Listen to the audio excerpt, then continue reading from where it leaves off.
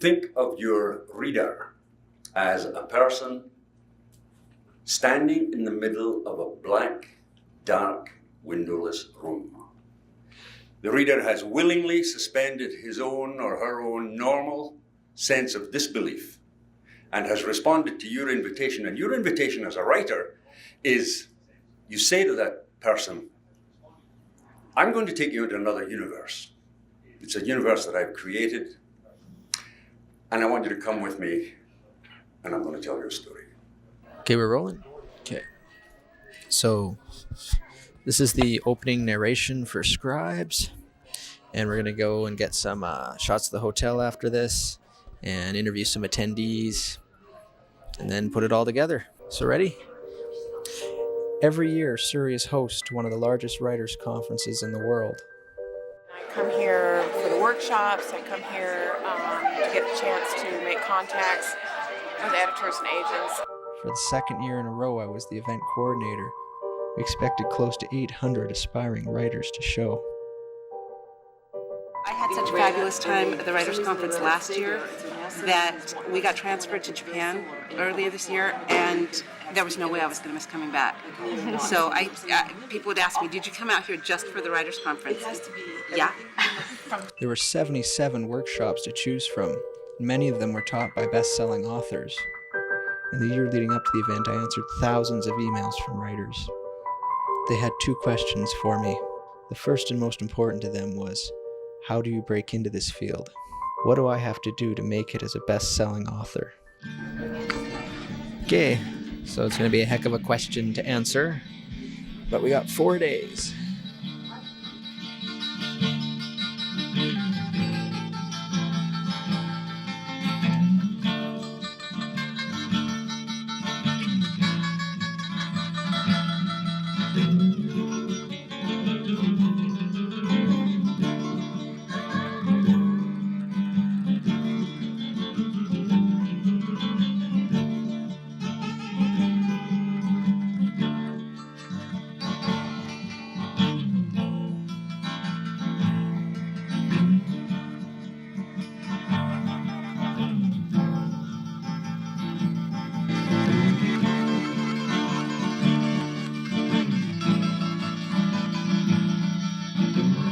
Everything is written in a 3-act structure. It's a setup, complication, and a resolution. Left to our own devices, we would automatically write in the 3-act structure. Stephen King never took one of my classes, and he does it automatically. Shakespeare, good Lord, he never took my class, and yet he does it brilliantly. Setup, complication, resolution. It is the natural storytelling way. Act 1 is the setup.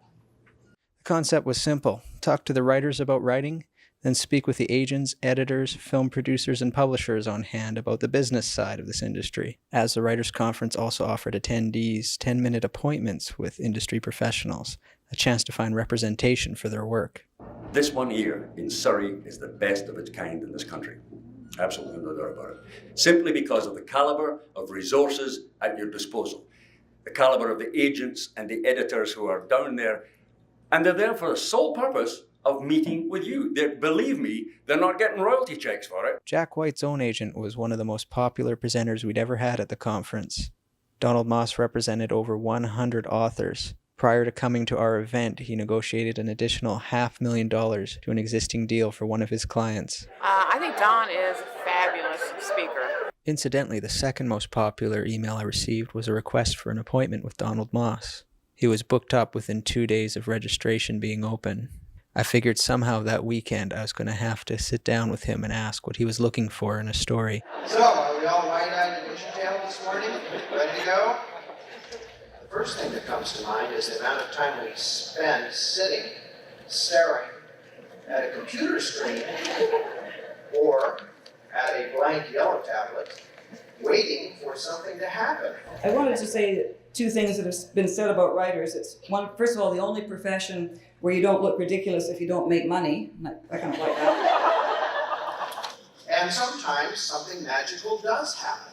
And you'll end up, after long hours, with 2 or 3 pages of usable material, or what appears to be usable material. Sometimes we'll end up with an entire paragraph. Sometimes we'll end up with one sentence and consider ourselves darn lucky to have gotten that far, and sometimes we don't end up with anything at all, but we say, oh well, there's always tomorrow. But anyway, eventually they noticed my lack of attendance, and Mr. Downer called me into the office and gave me a lecture about what was going to happen to me if I didn't finish high school. And he said the only career opportunity left for me would be that of a prostitute. I'm not kidding, that's what he said. Well, I knew right then, I didn't say it to him, but I knew that this was not in the cards for me because I wouldn't want a job where you had to work with other people. That is the best part of being a writer. If you're ever around people who work in offices, listen to what they say about the people they work with. Have you ever met anybody who's happy, who works with another human being? So rededicate yourself this weekend. In the course of going to these different sessions, listening to these writers and agents and editors talk about what's involved, finding a way to get your work published, and get the hell out of here and go home and write something wonderful. Okay, then why do we write? Well, I know why I write. Because we can't do anything else. Just make sure somebody else has a worse life than you do. We are trying to show our world to somebody else. There's a poem which I don't know all of, but it's an inscription from a Delian poet who died a long, long time ago, and it says, it's from to a poet 1,000 years hence. I, whom dead 1,000 years, and sing this sweet archaic song, send you my words as messengers, the way I shall not pass along. And then there's another verse about traveling the seas and the skies and so forth. It says, but have you wine and music still, and laughter and a bright-eyed love, and foolish thoughts of good and ill, and prayers to them who sit above? We all do. Those things are timeless. We are writing for anybody anywhere in this world today and in all time to come that our writing may survive. We can reach across the bridges of culture and gender and experience because there are so many things that are common to all of us. The importance of outlining. Well, I'm the guru of outlining, as you probably know. And at every panel across America, they say, is Brooks in the audience when they get into the question of outlining? I just learned the hard way that if I didn't outline the books that I was writing, it meant a whole lot more work at the end, and sometimes a case of having to redo books from scratch. So I pretty much think that for beginning writers in particular, meaning people who have not yet been published and who are still struggling with how to master the craft, that it's very useful if they use the outlining construct. And by that I mean that they do some organizational work before they sit down to write their story. The outline is as detailed as can be. I know that there are writers, and I know that there are some very big writers who say that they have no idea where the story is going when they start writing. Well, I mean, it's wonderful to be able to have a mind like that, but the very first sentence that I write is always the last sentence in the book. And then once I have the last sentence in the book, I then go and I write the opening sentence of the book. And then once I have got the two bookends, it's only a question of finding a way to get from A to B. If you don't know where your beginning is, look in your ending. If you don't know where your ending is, look in your beginning, because fiction is circular in nature.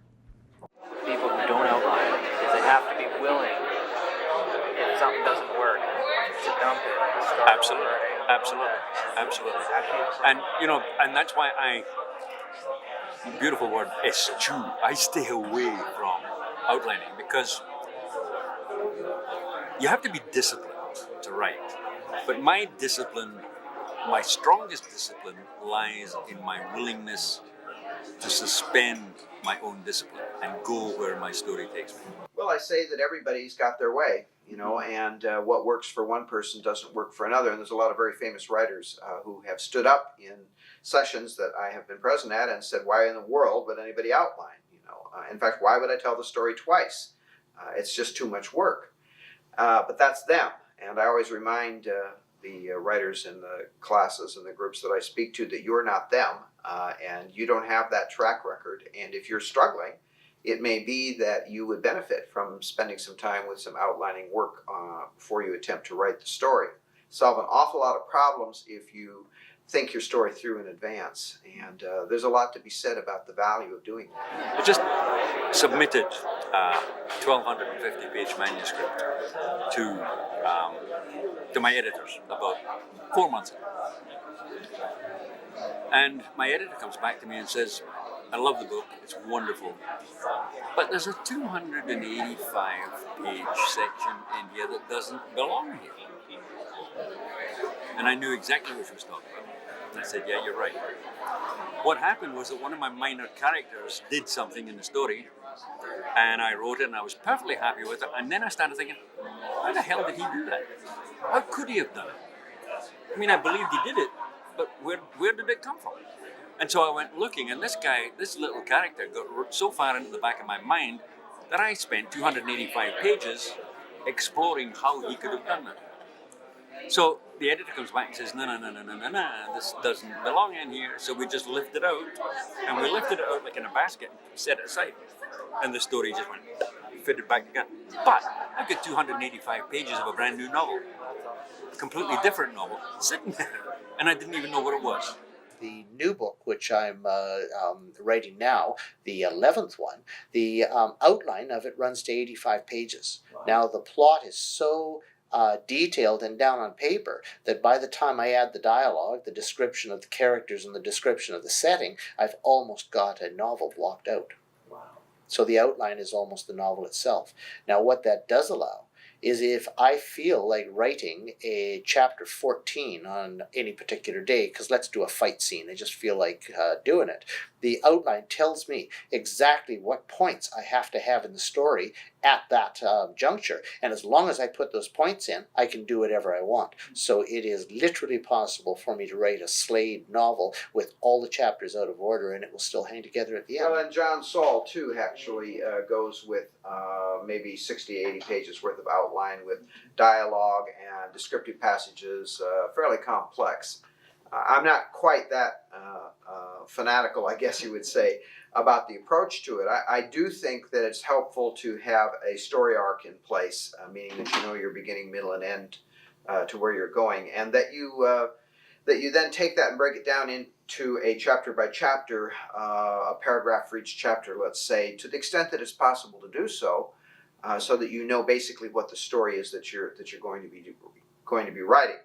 But of course, the caveat to all this is that when you write the story is going to tell you to some extent what it needs to be, so that you have to remember that the outline is a blueprint, and blueprints change. You know, it's not something that you have to adhere strictly to, nor should you even approach your writing in that way. But it is a reference source, and a good reference source, to see when you do make those changes how they will impact the balance of the story. If you've thought it all through, you can find that out pretty easily. We arrived 5 minutes early for Donald Moss's workshop, hoping for a quick interview. Unfortunately, the place was so packed, the volunteer had no choice but to begin the introduction. One additional thing, I went to that fountain of wisdom last night, the internet, to see if I could find some useful information about Donald. And or some new information about Donald. And one of the things that I discovered is that he has 14 pseudonymous novels. Pseudonymous? Now, are you familiar with that word? Yeah? Okay. It's a Japanese genre. Which, okay, obviously it's the fiction side of it, it's history. He does obviously have 2 very successful writing books. We see Amazon.com, all the ratings are 5 stars. There you go. Okay, but he obviously does have a history both as an editor, publisher, and writer, and is a very popular speaker, and I know you're going to enjoy his presentation today.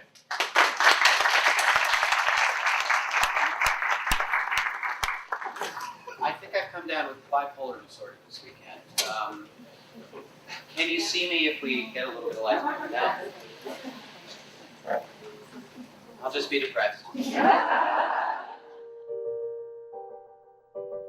Protagonist is someone who enlists well, certainly your interest, which is to say that the protagonist can be someone who is more fascinating than lovable. We'd like to say sympathetic figure. And that's the ideal hero.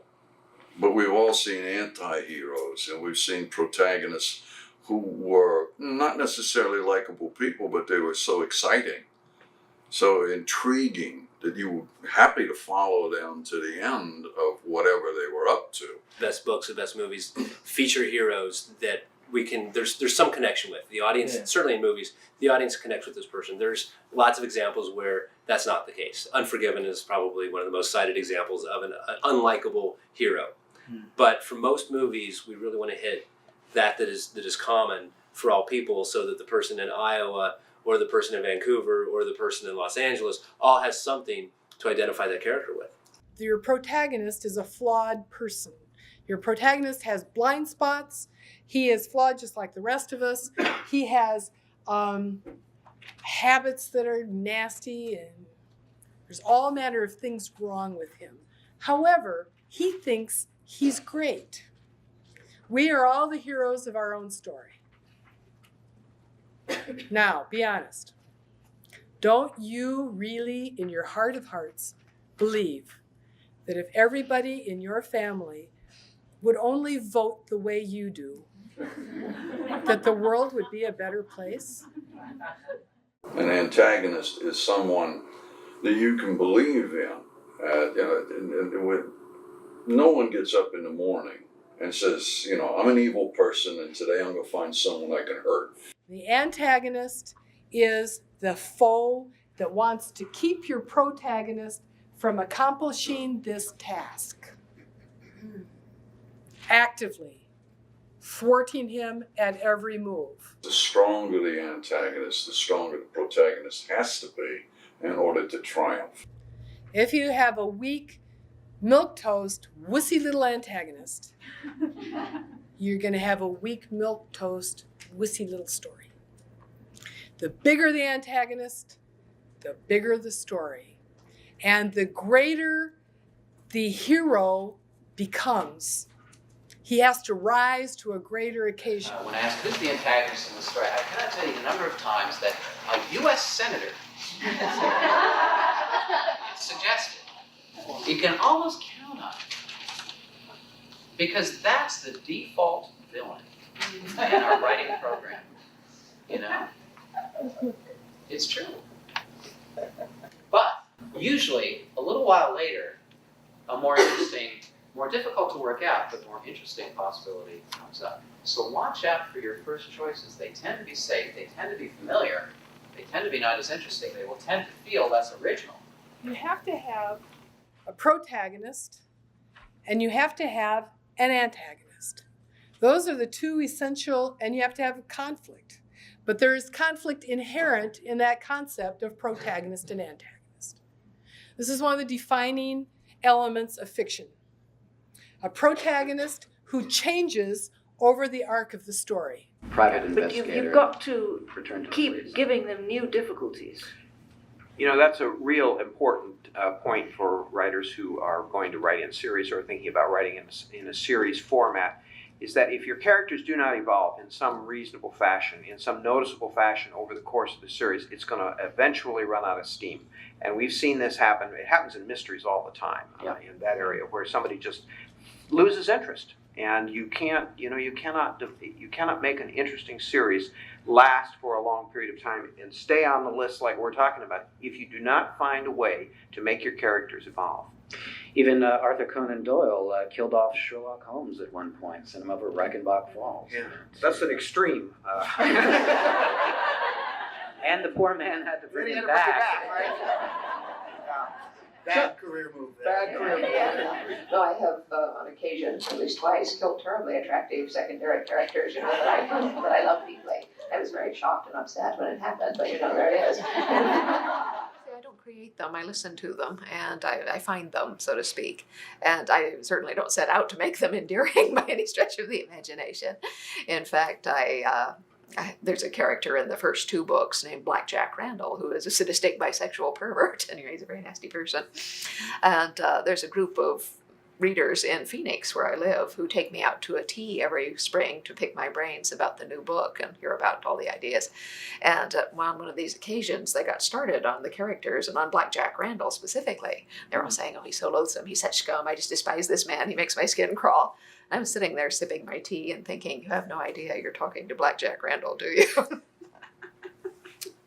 all of the characters are an amalgam, of course, of people who I have met. Now, by the time I have stuck so many parts together, they can't be recognized as a real person, but I know who those people are. And then once I have got that shell, then each and every one of the characters basically is me, because I'm the one who is writing it puts the actual prose down on paper. So that the women characters are me tapping my feminine side, and the bad guys are me tapping my killer instinct, and my good guys are me, trying to be as noble a person as I can. Okay, dialogue is the most important thing that you can use when depicting a character. The reason for that is that it's economical. You can tell more about a person in one line of dialogue than you can in half a page of physical description. Who is this character? What are they like? And what sort of role are they likely to play in the story? I know what I want to achieve by the end of the story. So I start at the beginning and I head for it. And I let my characters take me where they want to. And I've been in some astonishing places. Because if you do your job right as a writer, and you create characters who are real people, they are going to behave the way real people behave. And they don't give a good goddamn what you want to do just because you're the author. So if you need Joe to walk through this door into this room so that he can kiss Alice, and you've done your job properly, Joe's going to say, I don't want to go there. And he will then jump in a taxi and take off someplace else. And somehow, you have to go with him so that he's going to take you back in here so you'll finally meet and kiss Alice. It can drive you crazy. Yeah. I mean, it can drive you crazy. John Saul and I were at a writers' conference together one time when we were doing a panel, or it wasn't a panel, it was just a session together on character. And the question from the audience came, what do you do when your characters don't do what you want them to do? And I said, I counsel them. And he looked at me and he went, I kill them. And I thought that was such a better answer. Speaking of characters, John Saul was in attendance. I first met John years ago when I showed up at a writers' conference. I was wearing my father's suit, which was too big for me, and carrying a briefcase, which must have looked like a suitcase in my hands. And Rusty actually met John Saul there, and they had dinner together. And so I think this collaboration just comes from that dinner when he was 13 years old. And how grand it is to have you, Joe. I go to this room and I'm looking at the corners. And I think he's going to be sitting there brooding. Something like that. And all the while, I'm circling this guy in his bright yellow shirt, just telling jokes to everybody. He's in the center of the room. He was invisible to me because I was looking. And it turns out that was John Saul. And so Don McQuinn's like, oh yeah, here's John. First thing came out of my mouth was like, why are you telling jokes? You're a horror writer. It was the dumbest thing I've ever said. He responded by telling another joke. The moral of that story is never be nice to a 13-year-old. John told me two important things those many years ago. First, that if I wanted to make it as a writer, I was going to have to learn how to be myself. And second, is nobody knows anything about anything. So I called my editor and said, do you know anything about this manuscript? And my editor, who is a notoriously smart woman publishing, said, yes, I heard about it. In fact, I saw it. Whatever you do, do not let your name be attached to that in any way, shape, or form. It is going to be a huge disaster. I have no idea why they're publishing it. I don't get it at all. But I thought I should get a second opinion, so I called my agent and asked her the same question, and yes, she also had heard of it. And she also said, whatever you do, do not have your name attached to it. It's just ghastly. So I figured, okay, 3 out of 3 hate this turkey. So I said, no, I'm not going to give a blurb for a book you may have heard of. It was called Flowers in the Attic by V.C. Andrews. Just because someone tells you your book is no good doesn't mean it's no good. All it means is that person didn't like it. But what does that person know? As writers, there's something you have to develop. You have to develop a thick skin. Even when your parents tell you things like, well, you can't earn a living that way. Or, so, oh yes, John went to college. We call it his 5-year paid vacation.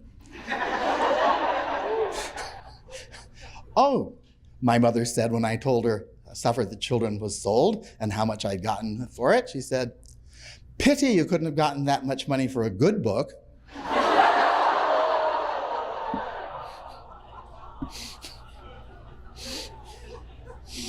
That cost her a free trip to Europe.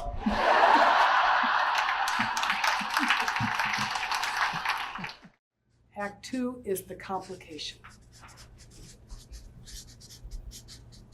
Because you're dealing with two different types of conflict. You're dealing with the external thing, and you're dealing with his internal thing.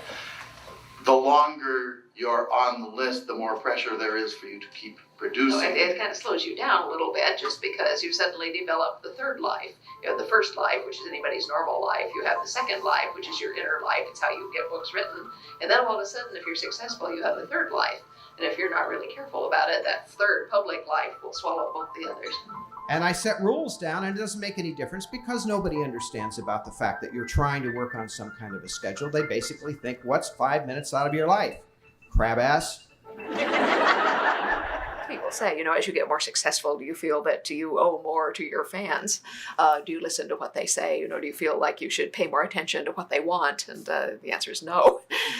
If anything, the opposite, because the more fans you get, the more different opinions and responses you'll get to a book. A lot of people will, in fact, buy a book only because it's a bestseller, not because they know anything about it. And consequently, you will find your book, as you get more successful, being exposed to a lot of people who may not be selecting it on any artistic criteria, whatever, but only because they saw it on the rack in the airport. And, the cover is purple, as my most recent book is. It really jumps out at you. And, they bought it because it was a purple book. And so upon reading it, they may have very idiosyncratic responses to it that have nothing to do with your artistic purpose and so forth. The success issue is something that is a much more troublesome issue for an awful lot of writers. And you have to find a way to balance your life so that you understand that it's not all peaks and valleys, that you have to have some even road along the way. And you shouldn't spend too much time paying a lot of attention to either the bad stuff or the good stuff.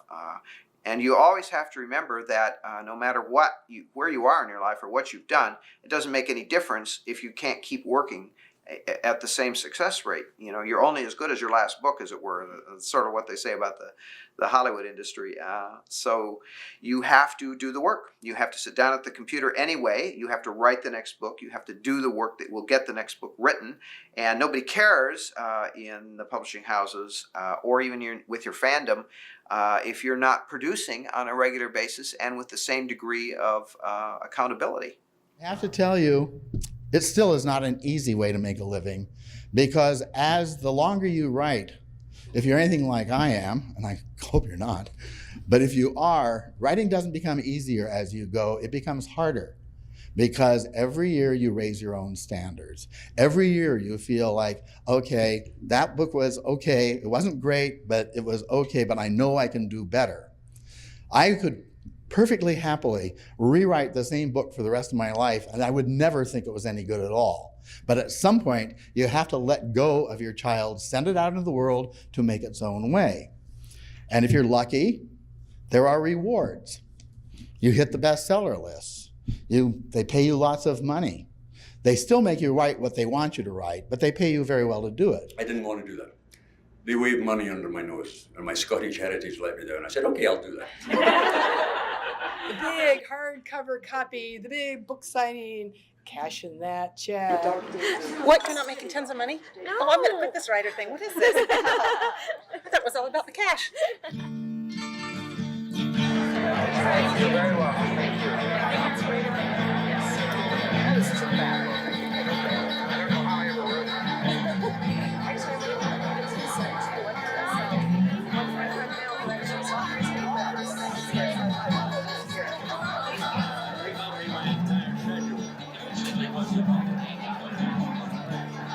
There's faith praise.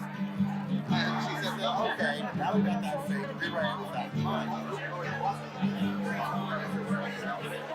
So you were published recently. I was. So why don't you tell us a little bit about that? My first book was published last fall. My second book is coming out in 2 weeks. How long did it take to get your first book published? Well, it's very connected with this Writers' Festival because I came to the Writers' Festival about, I can't remember, 4 or 5 years ago. And it was so cool and there was so much going on. It was so exciting.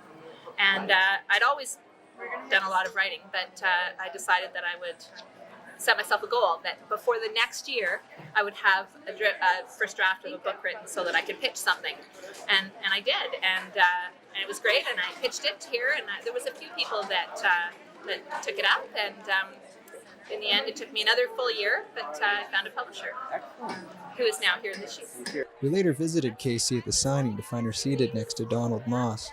I asked Don if we could interview him over dinner, but Don had already made dinner plans with one of his clients, Anne Perry. I didn't know that little bit, that somebody was going to dump me. I'm so glad you didn't let them. You didn't tell me that one before. Don't you love it when people drop you things like that?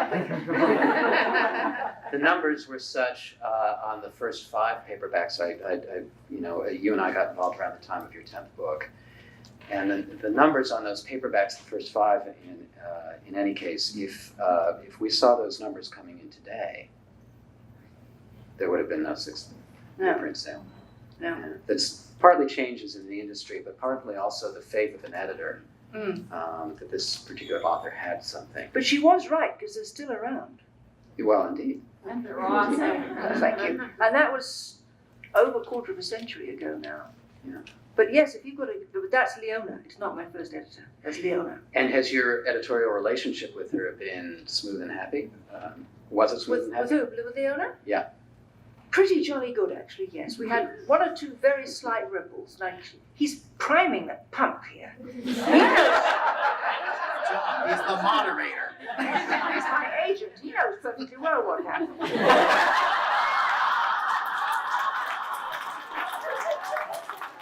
I had 1 or 2 little hiccups. But the idea with an agent, an editor or anything is that if they want you to change 3 things, you yield on 2 and stick on the one that matters the most.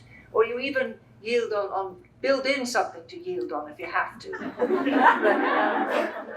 say, I'll think about it. There was one thing I would absolutely refuse to do. I had a love story going between 2 people who were both disabled for one reason or another, and she wanted me to have them both get miraculously better. Well, the whole point of the exercise was that people don't have to be whole and perfect and beautiful in order to be in love. Yes. But I did not change it. I changed 1 or 2 other things instead. So you had some fights. With your We're going to have some more. I'll see you outside. Terry, Lester Del Rey. You don't know anything about my history, so I'm not afraid of you.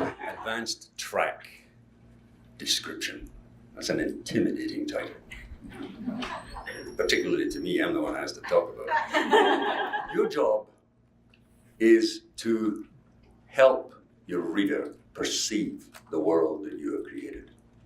He's standing there in a black room, and from that moment, from the moment you first put pen to paper, you'd better be involved in description, because you literally have to describe everything, every pertinent fact relating to the situation that you're describing in words has to be exact. A screenplay, when you're writing a screenplay, basically all you have is the action and the dialogue, and that's it. That's all you have to work with to tell your story.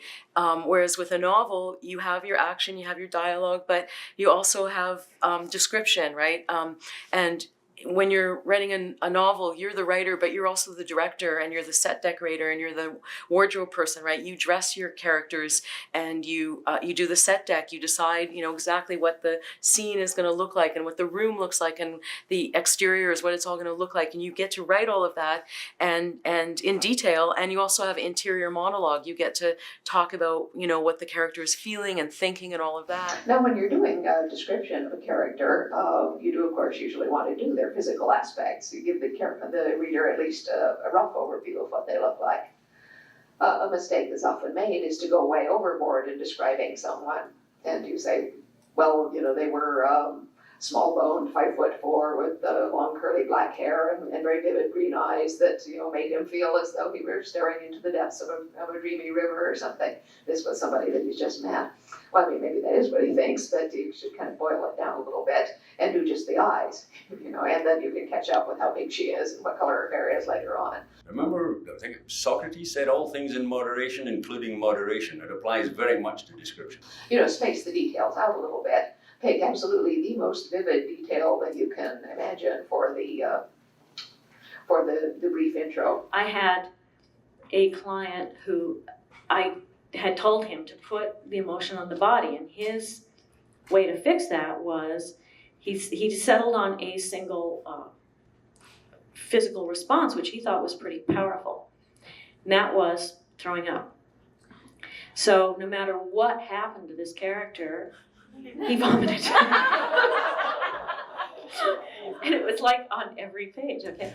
Let's suppose you had a character who was a big giant gas ball and is always spouting off burning people with how she talks, and the writer might want to describe that character as like a sun, a big giant gas ball.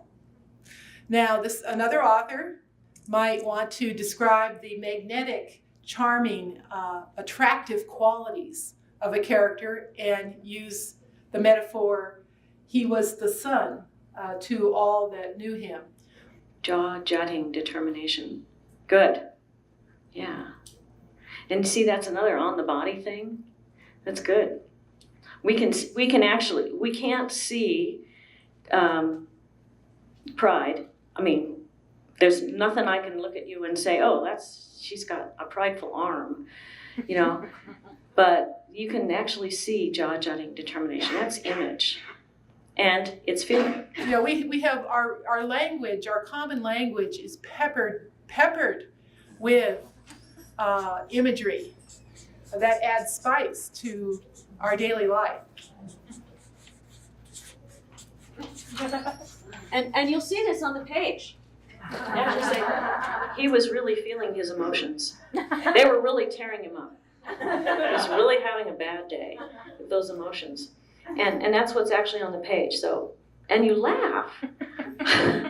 How cruel. But anytime that you hit a long passage of description, make sure that when you read it, check each paragraph and make sure that there is at least one sentence of movement in that paragraph. It doesn't have to be a big thing, just movement of some kind. Someone is doing something, maybe they're just shifting their weight from side to side, or they're turning their head to spit tobacco, but some movement that keeps the person's eye focused on them. Let's fool with empty for a while. That's a good one because it's a visual. Okay, that's the image. The image is empty. The emotion is despair. Any object or living creature that you have in your works is potentially metaphoric. You can find the symbolism and make it the metaphor for the emotion. Somebody give me a metaphor for feeling empty and despair. I feel like the bottom of a birdcage. She feels like the bottom of a birdcage. Great. Now, okay, that's image and emotion. You can be overly descriptive. Yes, you can. Particularly if you're not good. Keep them short. This one is good, like the bottom of a birdcage. Simple, sweet. We get it. Don't go on like the bottom of a birdcage that's been left for 2 weeks and that the owner hasn't returned because she was at Lake Tahoe and she was having too much fun and gambling and making too much money and she forgot about the bird and so. And the description goes on and on and on, like Lawrence of Arabia struggling across the sand dunes. Every time you get to the top and think, thank God I'm there, you look down, there's another 1.5 miles of sand dunes. That cumulative experience builds up to boredom and frustration, and you're saying, oh my God, when is this going to stop? You can't shock sexually. You can't shock with loudness. You can't shock with the amount of blood. You can't shock with the carnage. You can't shock with the Holocaust. You can't shock with castration. You can't shock with rape. I mean, because just watch CSI every single week. There was a time when none of that had ever been seen, and every single time you played one of those cards, you pushed the envelope a little further. Television came along, and our whole idea, our whole experience of sophistication just increased exponentially. And that, call it innocence, it's just that ability to be awestruck, awe-stricken, and just get lost in the power of what you're being told, because it is so far beyond the realm of your experience that you just suck it up like blotting paper and you absorb it. That's gone. That's gone. That's why I don't put people's faces on the fronts of my books. Because the minute I identify a character for you, you don't need to think. And as we change, if you look at the movies today versus the movies even 10, 15 years ago, they've changed, as has narrative form. Chapters are getting smaller, books are getting smaller. The pacing of a novel is generally different. I think that the literary novel is having a harder time on the bestseller list and selling, mainly because as a culture, we're getting a shorter attention span. And what influence would you say film has on the modern fiction book? Has a lot of influence. It used to be that, for instance, in 19th century literature, pre-film, you could have, the pacing could be a little bit slower, you'd have more description, you wouldn't have as many tags for dialogue. And if you go to New York with a novel proposal that looks like a movie, you and I both know that a lot of manuscripts get shopped through Hollywood. Sure.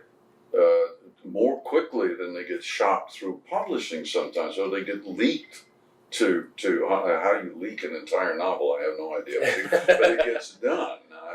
We've sold books that were about to make a film deal first. In other words, it works both ways. The people in the movie business get pages and get novels from the mailroom at the publishing companies, as do the people in the publishing companies hear about a book that may sell as a film first and then become a best-selling novel. So it does work hand in hand, especially, a lot of the book companies are now owned by multimedia companies that are also doing film, they're also doing television. But it all goes to undermining the ability of the filmmaker to surprise, to shock, and to give us something new. So, but by sophisticated, you're saying overstimulated, not so much like... That's correct, you're right.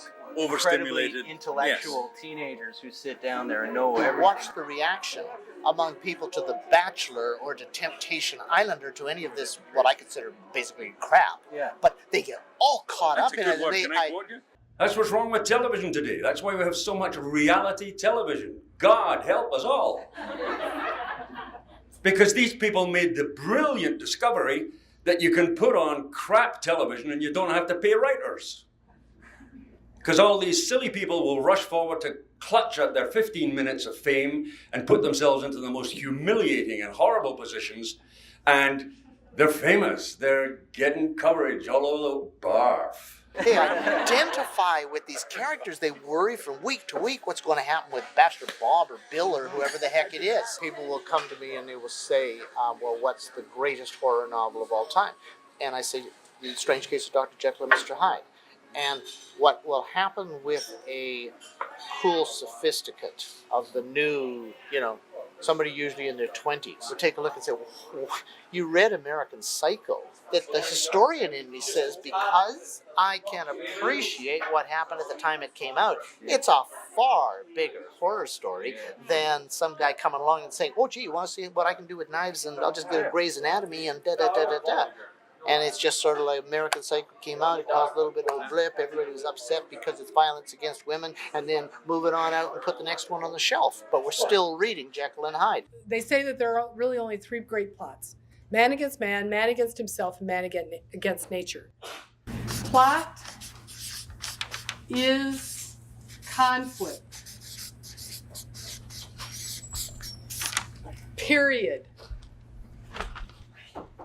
Plot is not a good idea, although it is a good idea to have a plot. Plot is not nice people or bad people or a good guy and a bad guy. Plot is conflict, period. Internal conflict and external conflict in every scene. In every scene. Plot is conflict. If you don't maintain the tension, you're going to lose your readers.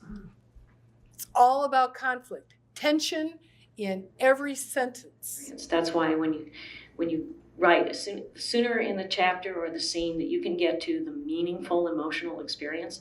So throw out the backstory, throw out what she was wearing, throw out the weather, throw out the date, get down to the first meaningful emotional experience that character encounters. Space the details out, and most importantly, keep the action moving. Okay, when you start describing anything, usually the action of a story stops. And this is very difficult because when you're writing something, of course, you want to set the scene for the reader. You're thinking, well, they need to know where we are and what it looks like, and then we'll get on with the story. Okay, well, this is not what your reader's thinking. Your reader is thinking, why isn't anything happening? And so you want something to happen. Readers read because we are so clever about avoiding conflict in our lives. I mean, we hate conflict, don't we? You know that neighbor? You know the one.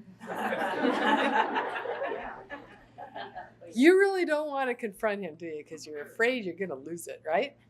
You don't want to mix it up with them. You know your mother? You don't want to mix it up with her either. You want to keep the peace in the family. You know that sister, the boss, the employee, the coworker.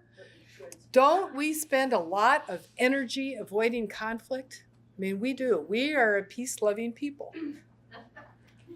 Certainly. Well, Canadians are. I don't know about Americans.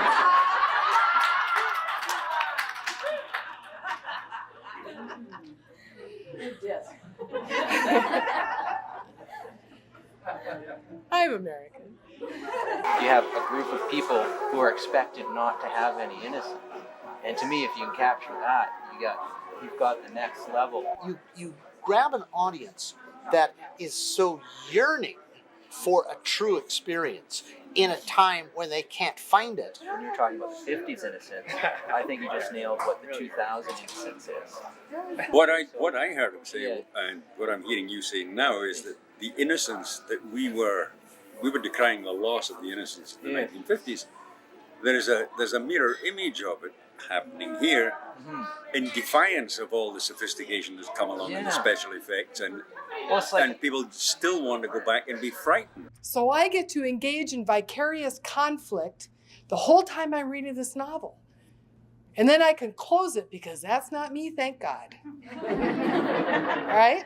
And I can go back to my nice little life of making the peace in my family, which is what I do. Don Moss, if y'all listen to him sometime this weekend, he says if there's no tension, your readers stop reading. You know that place where you start flipping through the pages, kind of skimming, your eyes looking for the next tense verb. And as soon as you click on it, you start reading again. You start focus. And as soon as the tension goes away, whoop, flipping the pages. Put this book down. Donald Moss had agreed to give us a quick interview after the bestsellers panel he was moderating. Unfortunately, immediately after the panel, he was swarmed by attendees wanting to pitch their work. Since he was willing to hear them out, I didn't have the heart to interrupt them. But we were running short on time. I guess the committee noticed my tension as they bought me a 20-minute massage. So, in a way, style is working on the writing from the outside in and discovering your voice, which affects the whole way the writing reaches the page is from the inside out. I would hear agents answering the question, what are we looking for? And oftentimes they would say, well, we're looking for a fresh, original voice. I knew that the manuscripts were technically correct. You know, the writers had learned the basics of, how do you craft a scene, hero's journey, basic character development. They were doing everything correct, and yet the manuscript still didn't sing. They didn't have voice, whatever that thing is. Now that is communication. Not just to get across the facts, to get across the heart and the soul of it, the beauty of it, whatever it is in your communicating that you love, what it is that matters to you. The elegance, the grace, the magic, the terror, the beauty, the hope, the fear, whatever it is, the inner meaning. And that is what, as writers, we should be trying to get across to other people, not just facts. I know that each one of you sitting in here today has a message. You may not be able to articulate it right now. If I were to call on you, I won't. I can see people's faces start to burn. But I know that you have one. And I know that what stops the burning in your guts is the act of writing. The thing that is called voice really is your individuality as it is shining through the words you choose and can be recognizable as different from anyone else's writing. It really is your personality on paper. That's what I think of as what they're calling voice. Now, style, to me, is something that you do outside of yourself through clever learning about how to use the language to polish that voice, to make it shine even more. Silence that inner critic. That inner critic editor is not allowed until you have written everything and you come back for the revision draft. And you finally get to the end of the book. You've written the book, it's all done, and you're only like, here. Because now you have to rewrite it, then you have to get it edited, and then you have to find an agent, then you have to find a publisher, and yada, yada, yada, yada, yada. Because when you can create and craft metaphors and use imagery to represent internal emotions and states of being, that is a professional skill. And some writers are blessed with coming by this somehow naturally. I don't know how they do it. Most of us do this in revision, and we scratch our heads and try to figure out how to craft a metaphor or imagery to represent the inner. So those of you who just do it naturally, I hate you. Let me also say that when I write my first draft, my whole agenda, my whole purpose is story. That's it. I don't care about run-on sentences. I don't care about sentence fragments. I don't care about verb tenses. I don't care about anything except story. And the second draft, when I do my big sweeping second draft, the only thing I care about in the second draft is story. I want a good story. What you want to write is what you want is a good story well told. Keep in mind the order of those words. A good story well told. Because a good story badly told can be edited into a good story well told. A bad story well told is still a bad story and can never be written into a good story. So keep that in mind. So I'm working on the good story. First draft, second draft, I'm working on the good story. Third draft, I want to tell it well. Third draft is when I make it read like the wind. That is my total criteria for the third draft. There are sections of it, not the whole thing, but there are sections in here that I may have rewritten 20 times. Because I write it, and I read it, and I read it, and I say, that ain't working. And I go back and I write it again, and again, and again. Taking command of the symbols and then opening them up and adding your emotion to them, and knowing that metaphor is one of the, I call it, you get extra credit. You get plus value when you use similes or metaphors from the reading agents and editors, because that's considered more artful. But you're going to say, ooh, I can do that better. And the minute you hear it saying in your head, I can do that better, that's a direct instruction from your subconscious. Do it better. And so you sit down to do it. In general, those to be verbs are suspect until you look at them. Is, are, was, were, be, being, been.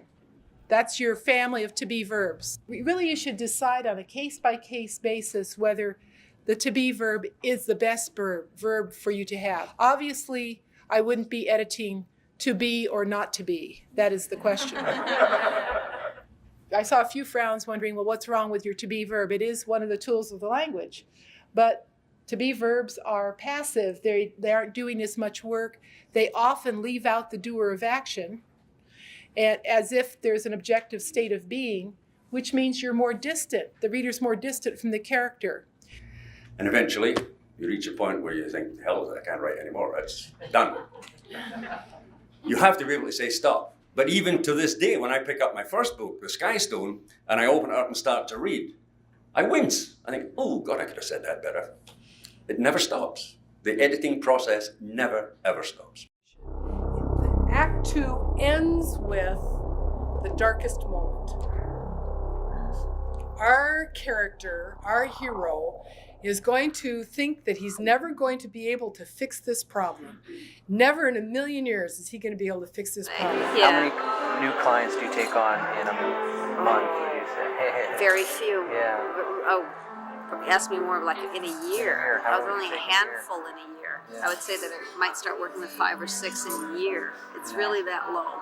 He was a fool to even entertain the thought. So I'll get about 200 queries a week. I'll take maybe 1 or 2 out of those 200.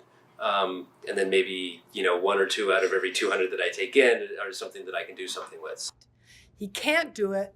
He's never going to be able to do it. When I travel to a conference, such as the Surrey Writers Conference, and I'm here 4 days, when I got back, I would have 4 laundry baskets full of mail to go through. He never is going to amount to anything. This year we'll total over 5,000 submissions for 26 slots. But he has so much invested now that he can't just walk away. The odds against your single manuscript being published, you know what they are? It doesn't matter what you write, an article, a recipe, doesn't matter. To have it published at all, and that includes these little tiny publications that are this thick, done by minor presses, 30,000 to 1.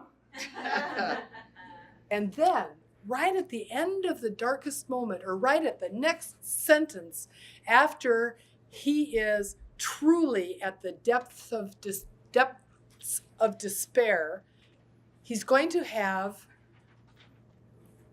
a memory, a realization, a spiritual awakening. Something is going to come to him that's going to start turning everything around to his way of thinking. His name was Hugh Ferry. He was brilliant. And one day, so he comes in and he says to us, if you don't like poetry, put your hand up. Every hand in the class went up. Then he said, okay, open Palgrave's Treasury, Palgrave's Golden Treasury of English Verse. We opened it up at the page. He told us, here's a poem, On His Blindness by John Milton. He said, okay, Whyte, up, read the poem. So I get up and I said, when I consider how my life is spent, ere half my days in this dark world wide, he said, shut up, you ignorant, impossible denizen of pond life. Shut up, sit down and listen. Which I did.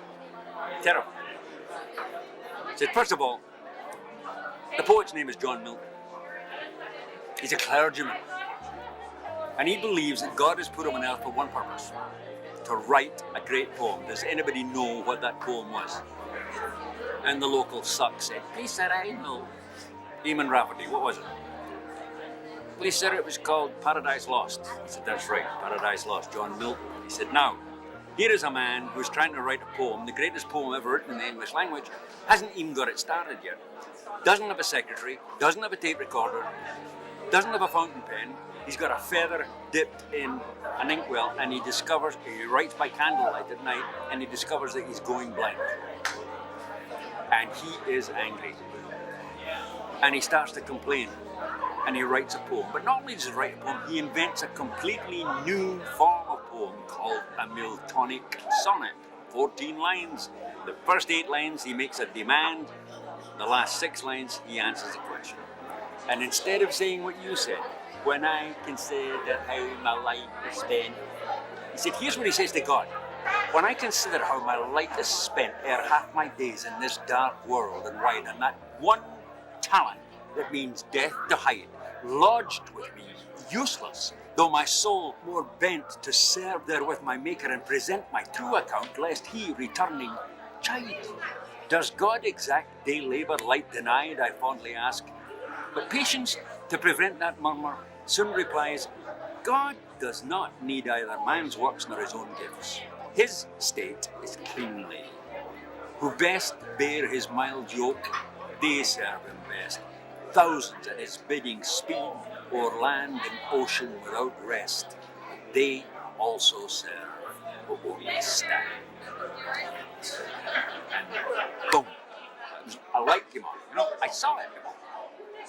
And from then on, my life was different. Just bang, like that. What a brilliant teacher. He was something else. Every potential conflict that is introduced in the setup, complicated in Act 2, begins to resolve itself in Act 3, all the way down to the end. Don't let the 30,000 to 1 odds intimidate you. It is possible to go straight to a publisher and get published. I have done it. I'm standing here in front of you. You can do it. I mean, hopefully we'll interview him right away. Otherwise, we're just going to be like every other documentary crew chasing around an interview we never got. We weren't having much luck in our attempt to interview Donald Moss, and we weren't alone. I ran into lots of attendees who were in the same boat, all hoping for a moment of his time. One had even written a great story about the experience. Would the New York agent love them? Would he be rocked right off his chair? Would he be stunned into silence wearing a "oh my God" smile? Or would they just be another statistic walking away with the message, "You need to write some more"? The purpose of a pitch session is to convey to the editor in an engaging way, or the agent in an engaging way, what your story is about, so that the editor or the agent can begin to make a judgment about whether or not that's the kind of work that they would be interested in looking at. It's like the blind date that your mama sends you on, right? And you're sitting there in the Italian restaurant and you've got your plate of spaghetti and you look across at this person sitting across from you at the table and you say, wow, what a great guy, what a great girl. They make somebody a great husband, a great wife. Just not me. That's the biggest reason agents reject a manuscript. They can't get excited about it. They can't be enthusiastic about it. And that's what we have to do our job, to be able to make a sale. More important than actually hearing the pitch is meeting the writer. We're listening for key things to be said when a writer's telling us about themselves in their book. That they're practicing, that they're disciplined. There are no secrets when it comes to the discipline of writing. There are people who have fabulous ideas. We all know them. People who want to have books in them, but to sit down and do it, they don't want to spend the time. We all know what got us there was sitting in a chair by ourselves in front of the damn computer. And you can't ever second place that in your life. And that's why I have utterly, absolutely no patience with people who say, someday I'm going to write a book. Bull. There's only one way to write a book. Put your ass in a chair and write a book. That's it. Now, when you wrote your first book, technically you had all the time in the world, and I was a scientist in my previous incarnation. And I became a school teacher. And I had a therapy practice. Because I was a criminal lawyer. A law school student, marine biologist, and university professor. Car rental agent, did I hear? General all-around flake. Now when you write a book, you have contracts and you have fans who are dying to get the next book and stuff like that. Before the book is officially published, saying when will the next one be out? The people who have had advance copies. Tell me about that. Like, what's it like writing under that kind of environment? Like, how long? I mean, do you have a generous contract, or is it like, we want a book at this time? Well, what a publisher wants and what they get are two different things, essentially. There are delivery dates in my contracts because they come with spaces in which you have to write a delivery date. As it is, they get the book when it's finished. As I said to my husband, what are they going to do if I don't turn it in on time? Come shoot me in the kneecaps. And, I'm not going to write a bad book for anybody. And it wouldn't serve anyone if I did. I mean, they may think that they want a book now under any circumstances, and the publisher might be happy with that temporarily, but the readers who read it wouldn't, and I certainly wouldn't. Be there to pitch a completed project. Not one you're thinking about, not one you're partway done with. Come there to talk about a finished book. This year, they sold her book last year. I was sitting at the daughter lunch with her at Kirk Howard's table when she sold that thing. We were sitting there, we were just watching them talk back and forth, going, wow, we're watching, there's a connection. It was pretty cool. Yeah, it was really cool. Prepare to describe their book in 3 sentences or less. Cricket Peckstein says 25 words or less. I'm thrilled if it's 3 sentences. The hardest thing to do is write ad copy or flap copy that you see on the jacket covers, where you don't tell too much and you hook them and you tease them.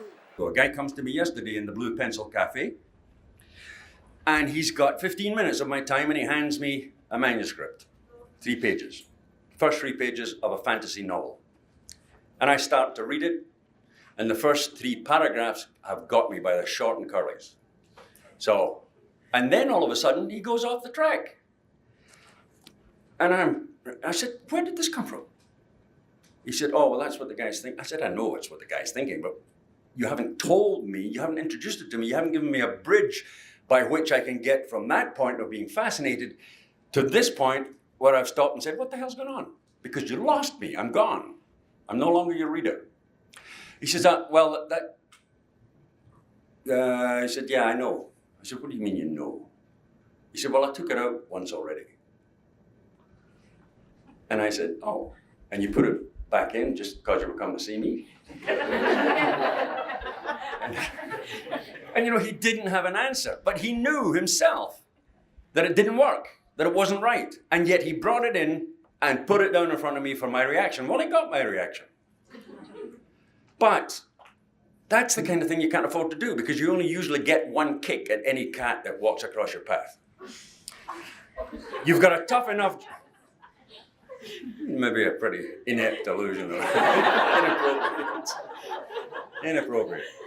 But you really feel you ought to read the 50 pages. But really, if the first chapter or 2 doesn't work, you're in trouble. You have a lot of professionals out there, a lot of agents and editors who are going through their slush piles, and they need that quick hook.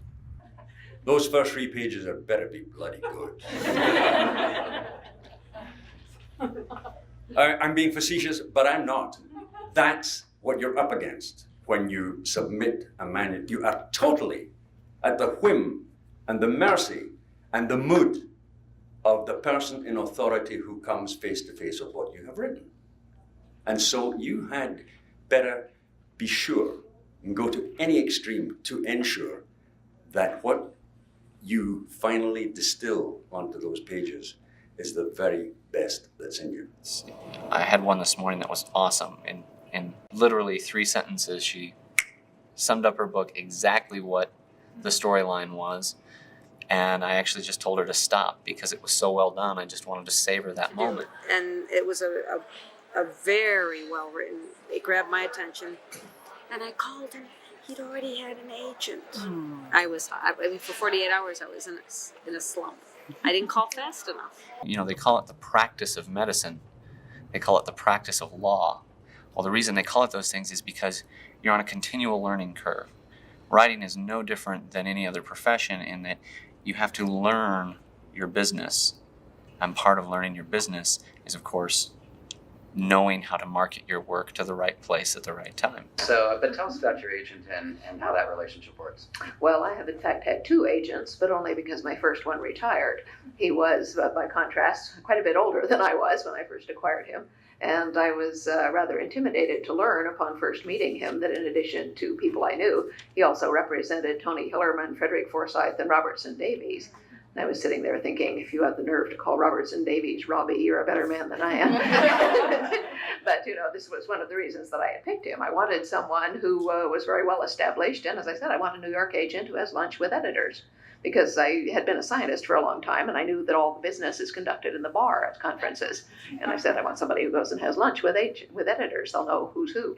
But a good, strong agent also has great story sense and can help you figure out where you're going. And let me tell you, they say ideas are a dime a dozen. They're not. Good ideas are few and far between. And by the time you're working on that 30th book that they want to put on the New York Times list, it's not even that easy to come up with a good idea, let alone a story that's going to make sense that you can't say, oh yes, it did work really well 12 years ago the last time I wrote it. So, agents are wonderful. There are no handouts in the writing game. And if you have a bad career, things are not going well, or you signed a bad contract. Well, who signed it? You signed it. So this whole thing, this whole plot of your life, this whole conflict is of your own making. True? Yeah. I mean, all the rest of the conflicts in your life are of your own making, right? You signed that mortgage. You chose that spouse. Erase that kid. You threw away that birth control. So it's really a matter of taking responsibility for your career and learning the industry you're in. Especially the way that modern day publishing is going. It's an ongoing process of widgetization, essentially, where books are treated as product. They're labeled, shipped, marketed, etc., according to the genre labels. And of course, a good many writers write to conform to this process because they want to get published. They want to make a living writing. And so they write things that adhere to the rules. But the artistic result of this is increasingly formulaic books and increasingly mediocre books, though you will find, of course, stellar examples in any category. But the really unique books are usually written by people who didn't intend to be published or didn't care whether they were published, but just had a specific story that they really felt they must tell. And because of that, it's of such a high quality that it gets published anyway. But of course, all the rules are meant to be broken if you can do it well. I think there is a little bit we're born with, but that most of writing is just practice and hanging in there long enough for your own unique personality to flower on page. We were talking about something. I'm very impressed, very senior man, that's very important. And he said, I know you very well. Oh, you silly ass, you don't. But you don't say that to a general authority of the church, do you? I said, well, I really don't think you do, We've only met twice. And he said, but I've read everything you've written. I said, oh, God, And immediately my mind raced over everything I'd written to try and think if I could, what did he know?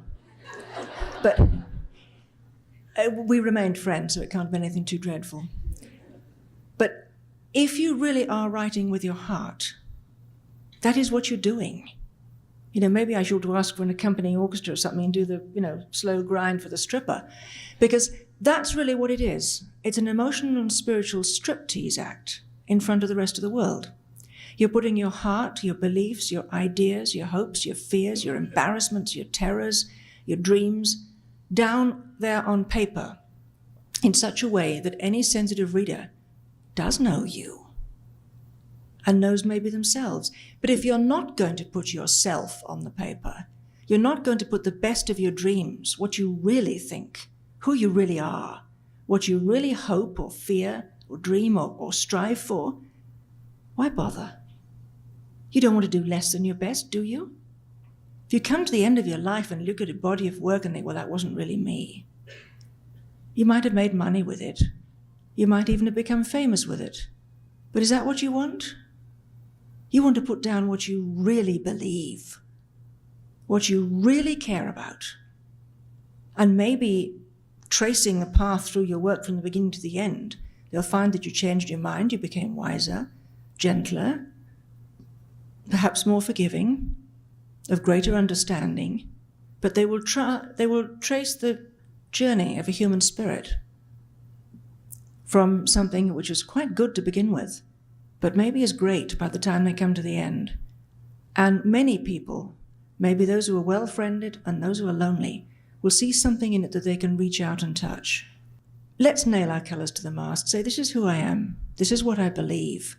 This is what matters to me. This is what I think is beautiful, precious, worth keeping, worth telling other people about. Go for it. Thank you.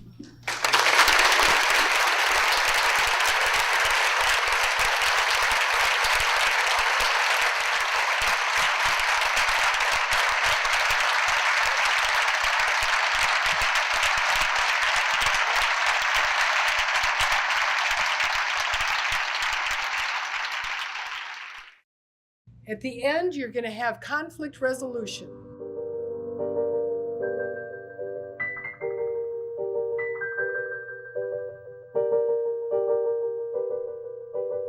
We waited for an hour and a half just outside the presenter hospitality suite in hopes that Donald Moss might stop by. He never did. As I wandered through the now quiet hallways, I came to the slow realization that the conference was over.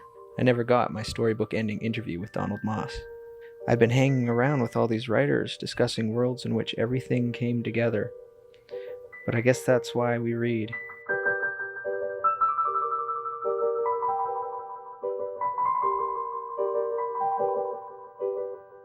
An hour later, we went to pack up the gear, and I found my van had been broken into. Thanks to security, it was a botched attempt, but my ignition needed to be repaired. I went upstairs to wait for a tow truck. And there in the bar was Donald Moss. He agreed to the interview. Heck, he even bought me a beer. I guess maybe the reason I read is so that I can appreciate these moments in life more. Whatever the case, I was anxious to talk to one of the most successful agents in the industry. My office in New York, we get 7,500 pieces of mail from aspiring writers every year. That's something like 200, 250 a week.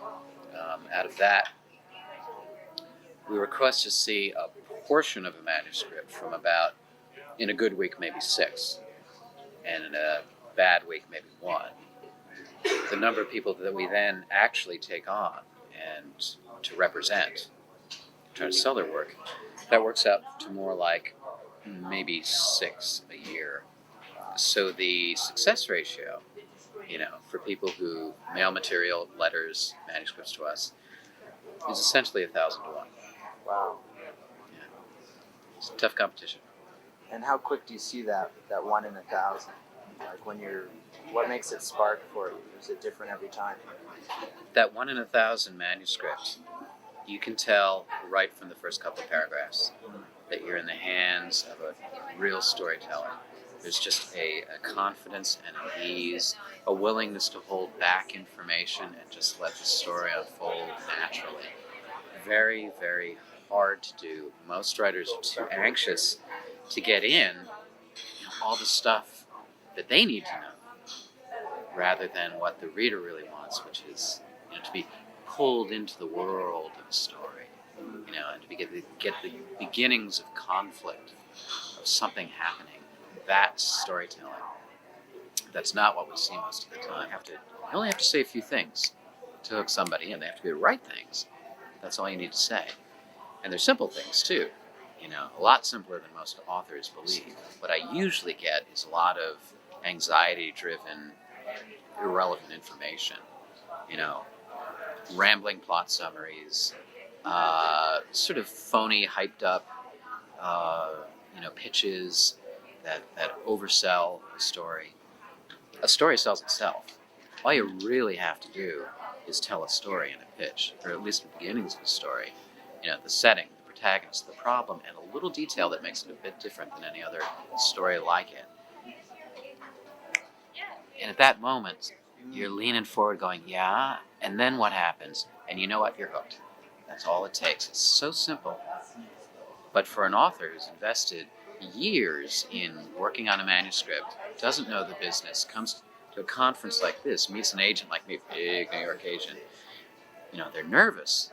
So much is riding on it. They're afraid to leave something out, and it all comes tumbling out. Useless information that I don't really need. What I really need is just the beginnings of a story that makes me go, and then? That's all it takes. One of the things that makes a story feel original is if it gets you in the gut. And you say, ooh, that, I know that feeling, or that could happen to me, or I've been there. Now, you would think that would make a story sound familiar. Instead, what it does is make you want to find out more about the story. You have the feeling that the story is original. So, if in the premise of the story you can find the gut emotional appeal of it and enhance it a little bit with just a detail, just a moment that captures the emotional grip that the inciting incident in the story or the opening moment of the story has got, if you can get that across, you sort of get the person receiving the pitch with this emotional hook. And it says, ooh, oh gosh, I know that. And then you've got them. It feels original. It's not originality. There are no new stories, you know. They've all been told. Boy meets girl, who done it? They've all been done many, many times. It's the elaboration of those ideas, you know, that feels original. I'm a tough market. Editors are even tougher than me. Toughest of all is the reader in the bookstore who looks at the first paragraph and goes, puts that book back on the shelf. You got to get them, and you got to get them just like that. I saw a real amazing thing today, and I'll cut this out if it wasn't true, but I saw you sitting with Anne Perry, and it looked like she'd handed you some writing or something, and you marked it up, and you were discussing it with her, because you were talking about it. And it's like, no, this is Anne Perry. Yeah, best-selling author. Yes. Yeah. And were you doing what I thought you were? Critiquing her work? Yes. Absolutely. I brainstorm with her and give her critiques all the time. In fact, sometimes I think she avoids my phone calls because she doesn't want to hear it. But she does hear it. And that's one of the things that makes her a great author. She keeps learning all the time. All the time. Just like a sponge, she soaks it up and she uses it too. I think all the great authors do that. You can never be too good a writer, you know. And every one of the best-selling authors who was here at this conference this weekend agreed, I'm still trying to get better. My best book is going to be the next one that I write. Now that's a winning attitude. That's a great storyteller. It's the one thing publishers can't take away from you. The story that you tell, what's between those covers, and that's most of success. I believe that more strongly than ever.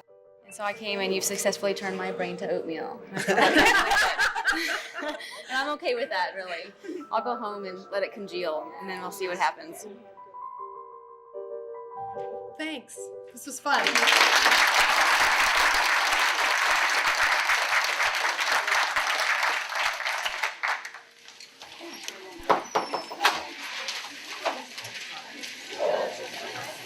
This is an exercise in diction. It is an object lesson in the beauty and versatility of the English language. And it also happens to be a musicalicus spas, a little musical whimsy. A bold hippopotamus lay basking one day on the banks of a river so wide. He gazed at the bottom as he peacefully lay by the Shannara side. Away on a hilltop sat combing her hair a fair hippopotama maid. Our hippopotamus was no ignoramus. He sang her a sweet serenade, and the chorus goes, mud, mud, glorious mud. There's nothing quite like it for cooling the blood. So follow me, follow, down to the hollow, and there let us wallow in glorious mud. That fair hippopotama he aimed to entice from her seat on the hilltop above. Since she hadn't got a ma to give her advice, she came tiptoeing down to her love. Like thunder the forest re-echoed the strain of the song that they sang when they met. His inamorata adjusted her garter and lifted her voice in duet all together. Now mud, mud, glorious mud, nothing quite like it for cooling the blood. So follow me, follow, down to the hollow, and there let us wallow in glorious mud. Well, now more hippopotami began to convene on the banks of that river so wide. I wonder now what am I to say of the scene that ensued by the Shalima side. They dived in the water with one mighty splash, and then rose to the surface again. A regular army of hippopotami, all singing this wondrous refrain. Mud, mud, glorious mud, nothing quite like it for cooling the blood. So follow me, follow, down to the hollow, and there let us wallow in glorious